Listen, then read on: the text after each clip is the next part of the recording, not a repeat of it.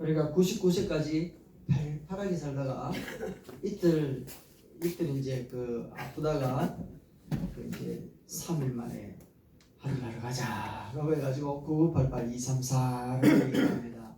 그러면서 9988-234까지 우리가 건강하게 살려면 일시백천만이래요. 일시백천만을 실행을 해야지 9988-234가 된대요. 그러니까 이제 일은 뭔가 하면 하루에 한 가지 이상 좋은 일을 하고, 또 10은 하루에 10번 이상 웃고, 또 100은 하루에 100자 이상 글을 쓰고, 1000은 하루에 1000자 이상 글을 읽고, 만은 하루에 10,000보 듣고. 그러면 9988-234라고 얘기를 한답니다. 사회가 어려워져 가고 경기와 상황이 어려워져 가는데도 불구하고 계속해서 우리의 귓전에 맴도는 것은 바로 위에 기록되어져 있는 것처럼 건강에 대한 이야기는 계속되고 있는 것 같아요. 왜냐하면 100세 시대이기 때문에 그런 것 같습니다. 그래서 건강하기 위해서는 좋은 약도 먹고 시간에 운동도 해야지 되고 여러 가지 방법들을 얘기를 하고 있죠. 그래서 그 인간의 행복의 조건은 바로 건강에 있지 않나라고 하는 게 많은 사람들이 이야기하고 있는 것 같아서 우리들도 마찬가지인 것 같습니다. 아파 보니까 목회도 하기가 정말 힘들고요. 진짜 아파 보니까 신앙생활 하는 것도 정말 힘들다는 거 다시 한번 깨닫게 되었습니다. 오늘 우리 성경에 나오는 바디메오라고 하는 이 사람은요, 이중고에 고생을 하고 있는 사람입니다. 첫 번째는 눈이 안 보입니다. 눈이. 그러니까 할 수 있는 일이 없으니까 하는 일은 뭔가 하면 거지입니다. 거지. 말이 거지지 구걸하여 얻어먹는 사람을 얘기를 하는 겁니다. 거지. 이 사람은 우리가 잘 아는 대로 예수 그리스도를 만남으로 그의 인생이 역전되어진 사람으로 우리가 참 잘 알아요.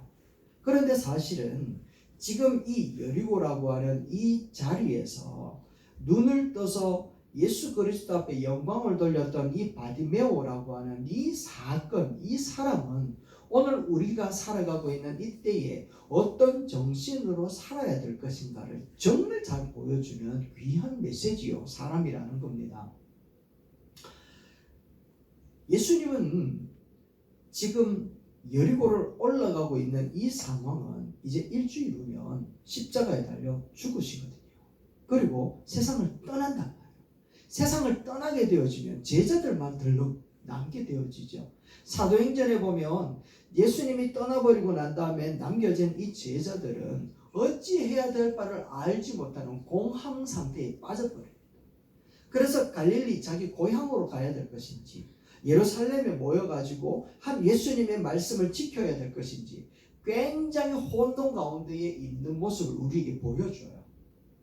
뿐만 아니라 예수님은 지금 일주일 후에 십자가 달려 돌아가시는데 제자들은 예수님을 따라서 지금 예루살렘으로 입성해 들어갈 때에 자기가 예수님의 나라가 이루어질 때 한 사람은 우편, 한 사람은 좌편, 예수님 나 그 자리에 좀 있게 해주세요 라고 하면서 저그들끼리 눈치 싸움을 하고 있는 상황이었습니다. 그런 가운데에 여리고에 들어갈 때 바로 이와 같은 상황이 벌어졌거든요. 그러니까 그런 상황에서 바디메오라고 하는 이 사람을 성경에 딱 기록해 놓은 이유가 예수 만나면 이렇게 대역전이 일어난다, 이거 가르쳐주고 싶은 이유가 아니었다라는 것을 우리에게 보여줍니다.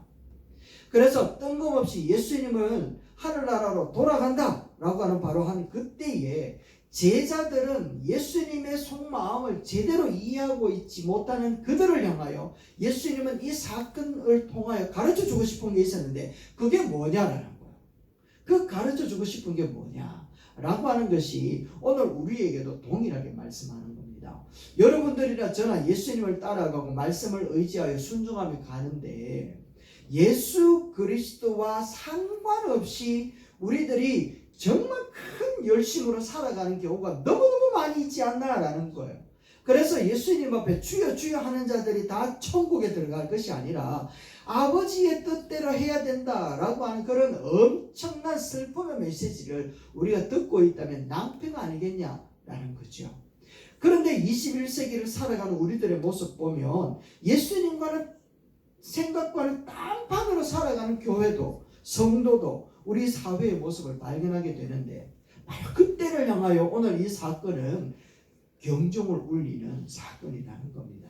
자, 그렇다면 예수님께서 정말 멋모르고 쫓아가고 있는 제자들과 무리들을 향하여 가르쳐주고 싶은 게 뭐냐? 오늘 그 말씀을 오늘 우리가 보고 배울 수 있게 되기를 주의 이름으로 축원합니다. 그래서 그 첫 번째는 무엇인가 하면 한번 읽어봅시다. 그 첫 번째 제목을 읽어봅시다. 시작. 분명하고 확실한 신앙 고백을 보여주고 싶었습니다. 다시 한번요. 제가 얘기해 드릴게요. 분명하고 확실한 신앙 고백이 필요하다는 걸 얘기하는 겁니다. 47절 말씀인데 이렇게 기록하고 있죠. 나사렛 예수라는 말을 듣고 소리질러 가로되 다윗의 자손 예수여 나를 불쌍히 여기소서 라고 하면서 이 바디메오는 예수님을 향하여 앞이 안 보이잖아요. 그러니까 제일 무서운 사람이 뭐예요?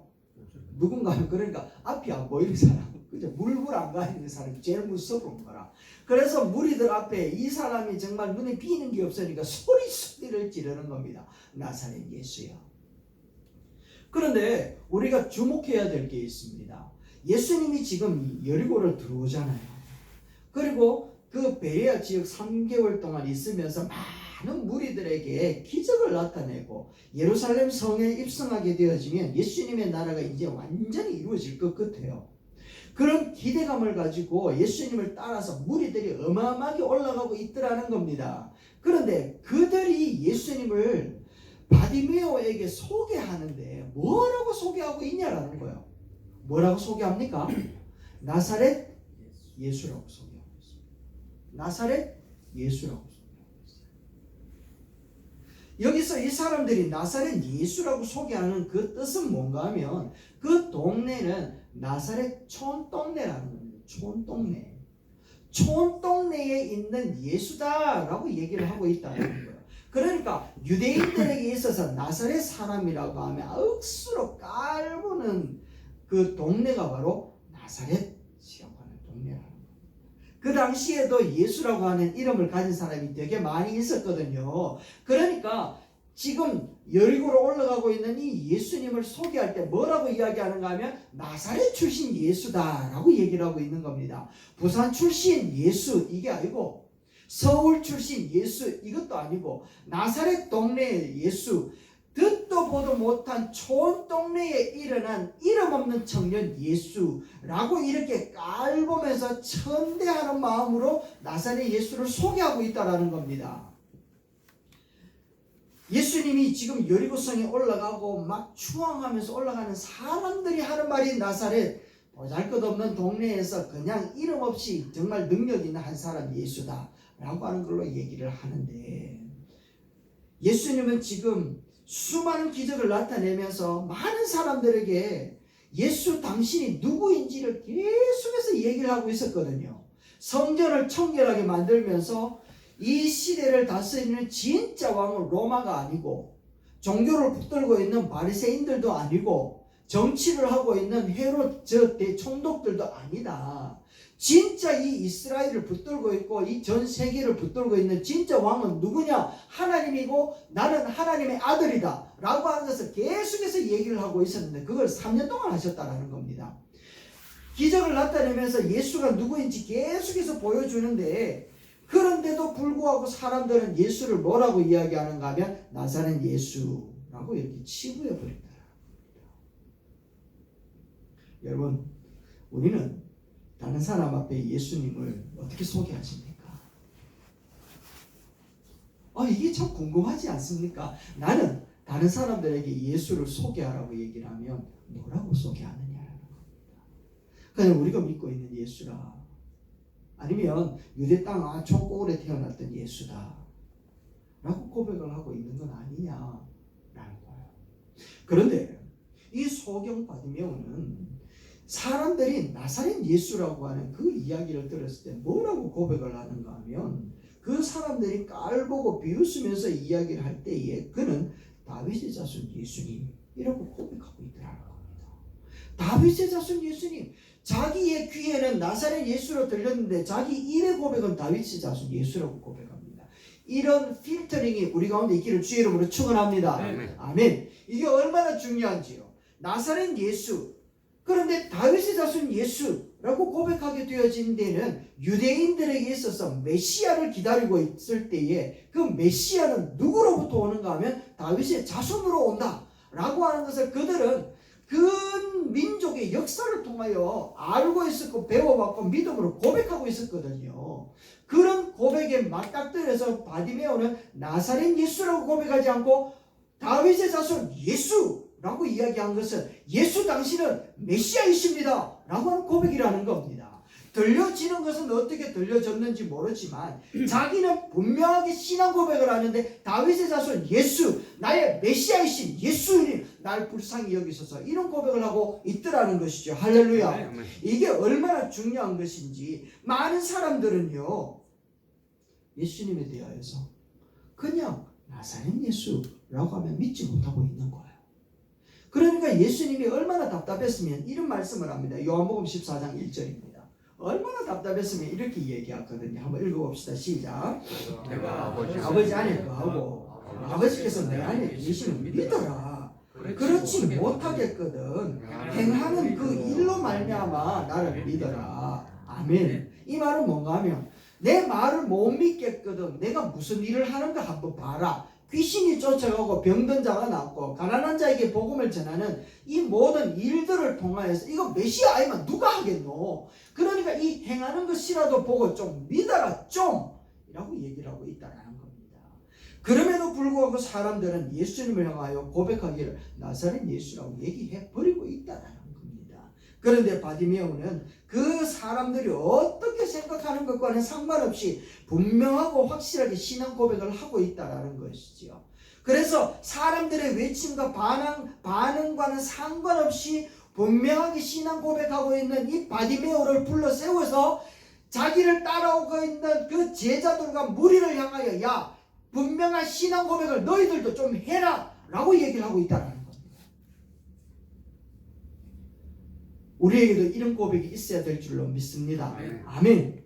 예수님을 따라 살고 가르침을 배우고 살고 놀라운 기적과 은혜를 바라보고 살면서 다른 사람한테 이야기할 때는 주저 그럴 때가 많고 나사렛 예수라고 하면서 그냥 슬쩍 이야기하고 끝나버리는 경우들이 너무 많이 있지 않냐라는 거예요. 어떤 형편 어떤 상황이라서라도 예수가 누구냐라고 물어보면 나사렛 예수로 치부하는 것이 아니라 다윗의 자손 예수요 우리의 구원자이신 예수님입니다 라고 고백하기를 주의 이름으로 축원합니다. 아멘. 우리의 죄와 저주와 지옥 형벌에서 구원할 수 있는 유일한 분 메시아 예수님을 고백되어지기를 주의 이름으로 축원한다 이 말입니다. 예수님은 가이사랴 빌립보에 가가지고 저 그림을 한번 보여주세요. 가이사랴 빌립보가 저런 상황입니다. 안반 위에다가 도시가 건축되어진 맨하탄 시티와 같은 곳이 바로 가이사랴 빌립보였습니다. 그러니까 이 사람들은요 이 안반에도 신이 있다라고 믿고서 거기에다가 신전을 세워서 하나님 그 신에게 구걸하면서 살아가는 사람들이 모인 곳이 바로 가이사랴 빌립보였어요. 그곳의 신이 이렇게 튼튼하게 자기들을 지켜줄 거다. 자기들의 생명과 자기들의 부를 이 반석과 같이 튼튼하게 지켜줄 거다라고 하면서 신을 섬기는 신전이 저곳에 있었습니다. 뿐만 아니라 그곳에 임명을 받았던 빌립이라고 하는 이 사람이 너무너무 감사하면서 로마 가이사에게 성전을 지어가지고 성전의 그러니까 가이사 왕의 그 성전을 지어가지고 바친 거예요. 그래서 가이사라고 이름을 하려고 하니까 가이사 지방에 다른 신전이 있는 거예요. 그래서 가이사 지역의 빌립보라고 하는 사람이 왕에게 바칩니다 라고 해서 가이사랴 빌립보라고 하는 지역을 이렇게 정해진 거라는 겁니다. 그곳에는요 온갖 잡신들이 많이 있는데 그곳에 찾아오신 예수님이 제자들에게 묻는 겁니다. 야 사람들이 나를 뭐라 카두노? 라고 물어보니까 제자들이 하는 말이 주는 그리스도시요 살아계신 하나님의 아들이십니다. 할렐루야. 이런 신앙 고백을 하더라는 겁니다. 그러니까 예수님이 그 말을 듣고 뭐라고 이야기하는가 하면 마태복음 16장 18절 읽어봅시다. 시작. 내가 네게 이르노니 너는 베드로라. 내가 이 반석 위에 내 교회를 세우리니 엄부의 권세가 이기지 못하리라. 할렐루야. 여기서 나온 이 반석 이라고 하는 것이 페트라, 베드로라고 하는 동명 이의를 갖고 있거든요.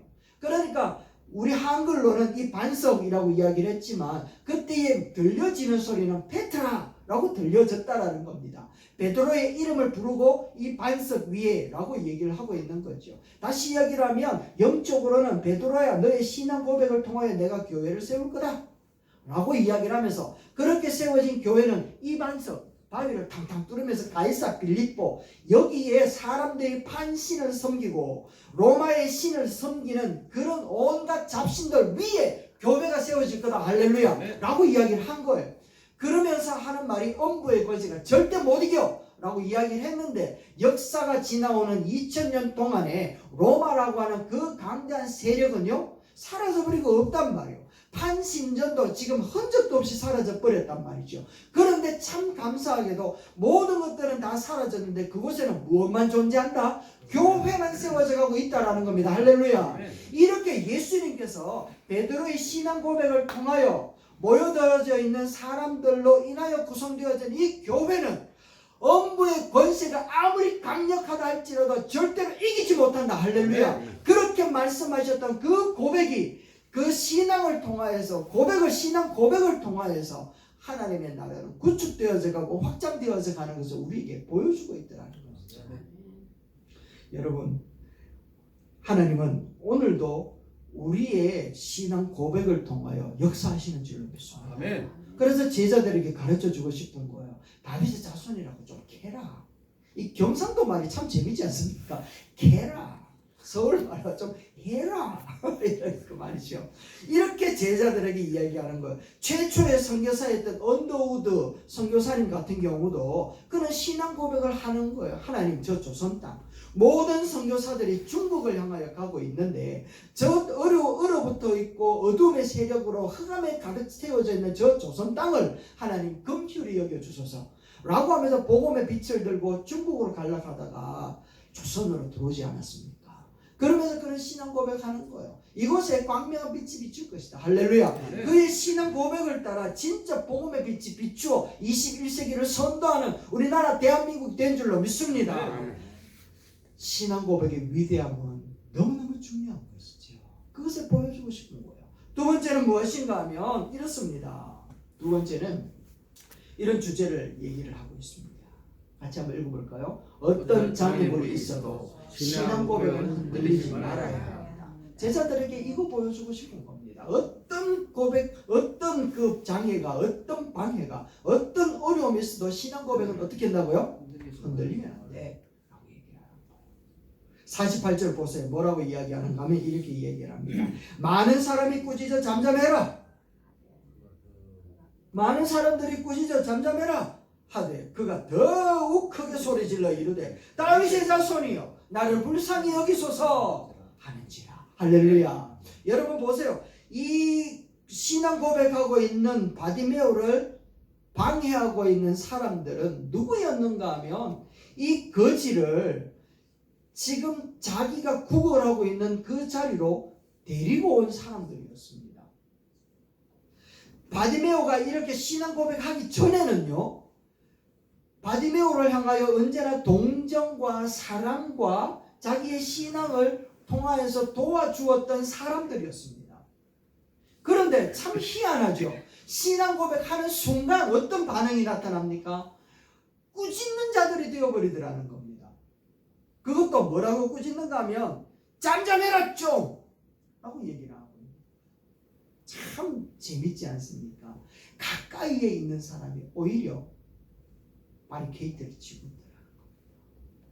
그래서 예수님도 우리에게 뭐라고 이야기하는가 하면 사람의 원수가 자기 집안 식구다라고 얘기를 한단 말이죠. 이 말은 내 식구가 원수다 그래서 원수를 사랑해야지 원수를 사랑해야지 하면서 가족을 사랑해라 이런 뜻이 아니라 사람의 원수가 자기 집안 식구다라고 하는 이유는 하나님의 복음 때문에 한 가정이 똘똘 뭉쳐서 복음을 위하여 얼마나 최선을 다해서 살아가는지 우리는 잘 알고 있잖아요. 그 시대상으로는 아버지가 믿으면 온 가족이 한 신앙을 향하여 똘똘 뭉치는 게 문화였습니다. 신앙이 종교였습니다. 그런데 그렇게 똘똘 뭉치도록 만드는 그 신앙심 방해하는 게 있는데 그게 무엇인가 하면 인간의 본성, 인간의 죄성이라는 거예요. 그러니까 이 죄라고 하는 것에 탁 들어버리니까 그렇게 하나로 결속력을 일으켰던 그 복음의 능력보다도 더 거세게 반응을 하고 있는 게 바로 죄성이다 라고 얘기를 하고 있다는 거예요.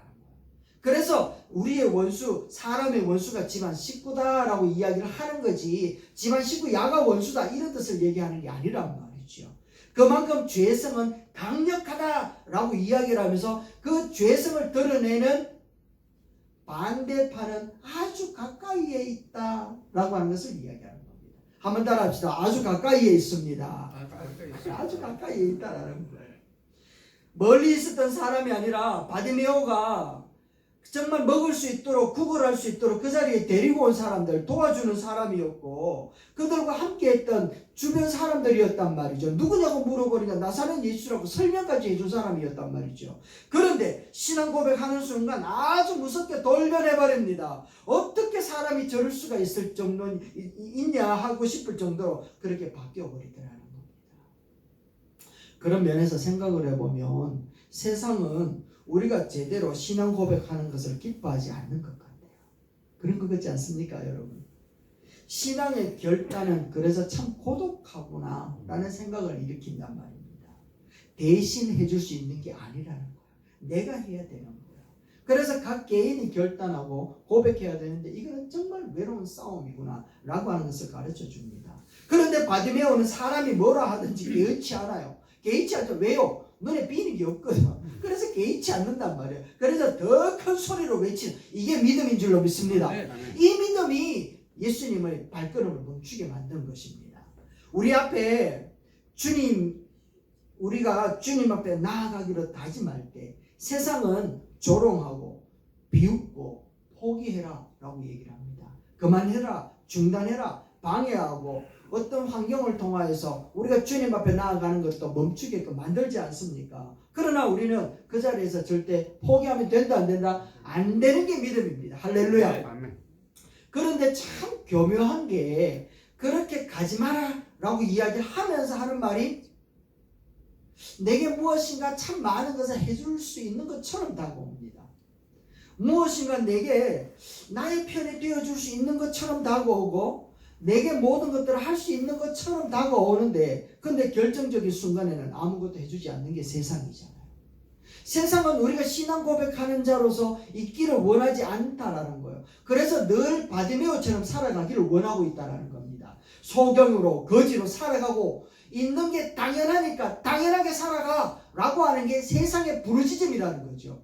거기에 속아가지고 우리가 예수 그리스도를 향한 신앙 고백을 하지 않으면 우리는 뭐로 머물 수밖에 없다? 바디메오처럼 머물 수밖에 없는 거예요.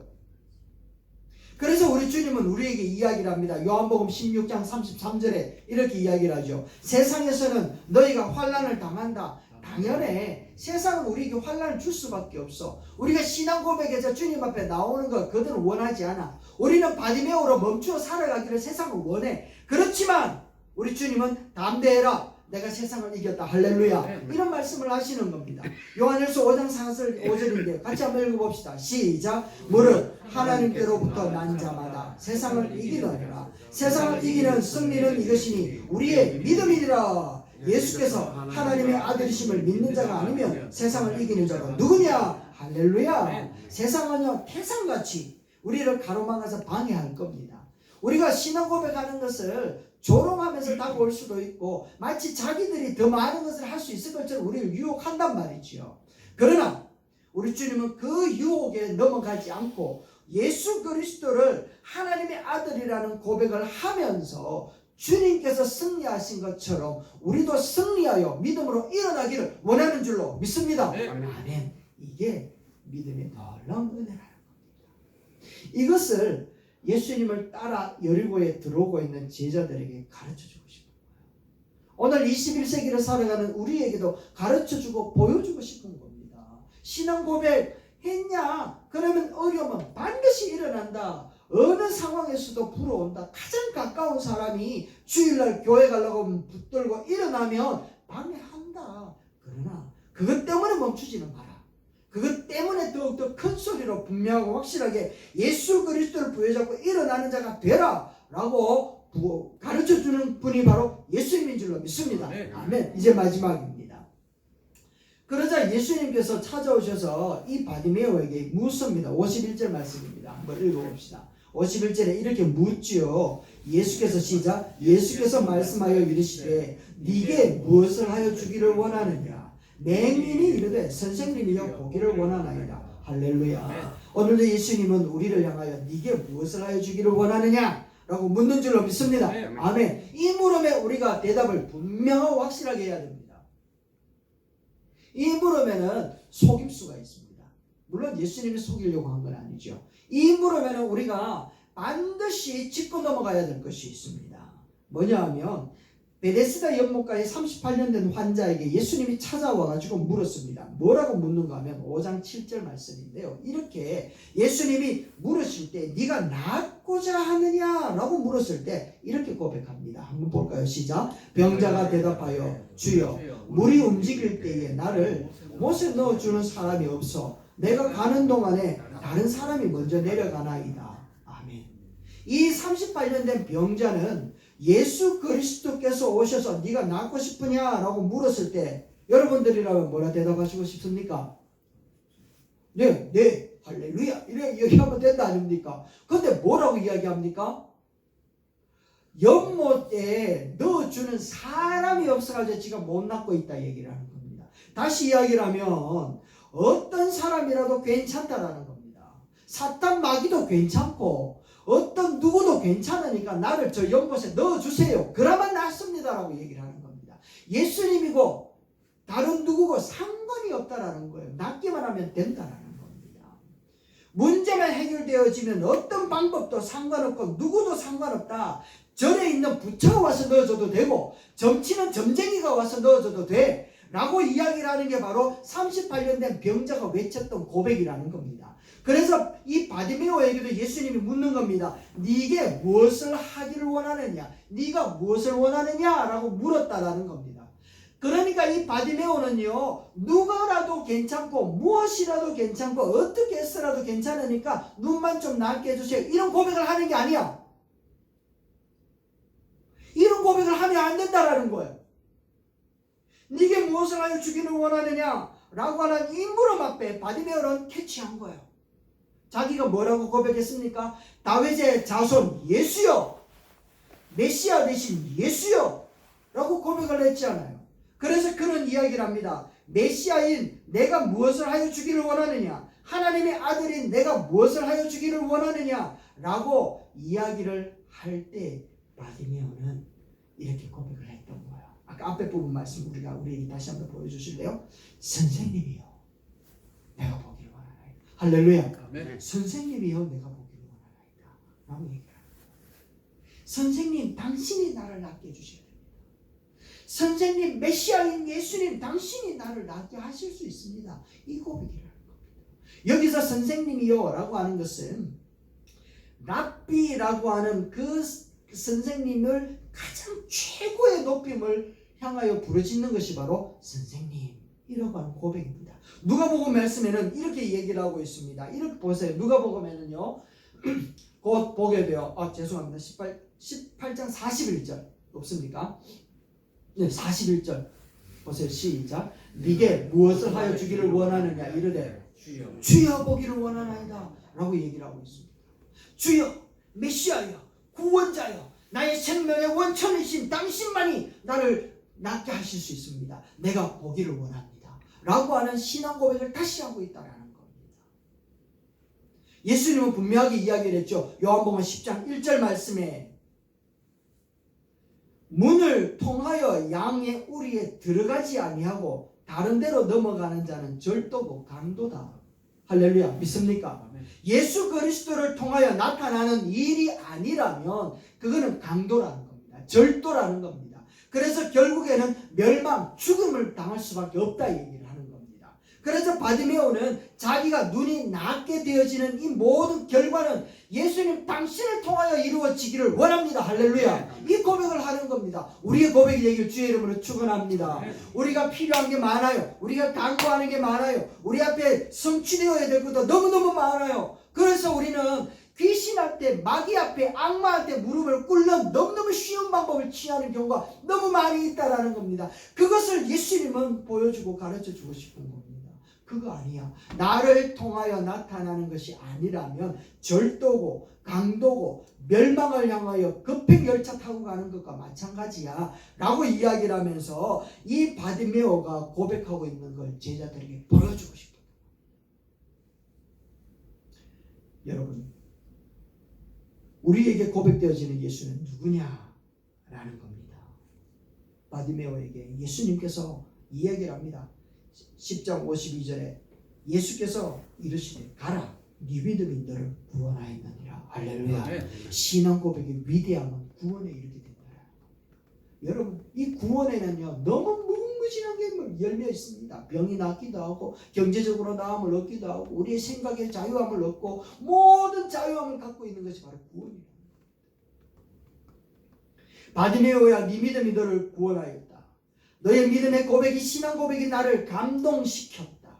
저 무리들은 내 심정과 도무지 상관없이 이해도 못하면서 따라오면서 어깨에 힘이나 주고 쫓아올 줄 알았지. 나의 마음과 내 심정은 제대로 알지 못하고 따라왔는데, 이야, 너는 진짜 내 마음 알았네. 너는 진짜 내 심정을 제대로 파악했구나. 이야, 내게 구원을 베푸겠다. 너는 이제 복이 될 것이다. 너의 문제가 이제 해결될 것이다. 할렐루야. 이런 고백이 그에게 나타나는 거예요. 그러니까 보세요. 누가복음 18장 43절에 이런 고백을 하는 겁니다. 시작. 곧 보게 되어 하나님께 영광을 돌리며 예수를 따르니 백성이 다 이를 보고 하나님을 찬양하리라. 할렐루야. 이런 놀라운 역사들이 우리 가운데 일어나기를 주의 이름으로 축원합니다. 한 사람의 신앙 고백을 통하여서 얼마나 놀라운 일이 일어나게 되어졌는지. 바디메오는 더 이상 성경에 기록되어져 있지 않지만 2000년이 지난 지금도 이 바디메오의 신앙 고백은 오늘 우리들이 하기를 원하는 예수님 심정이 성경에 고스란히 담겨져 있는 줄로 믿습니다. 바디메오와 같이 신앙 고백을 통하여 많은 사람들에게 은혜를 끼치고 주님을 따르는 일에 통로가 되기를 주의 이름으로 축원합니다. 아멘.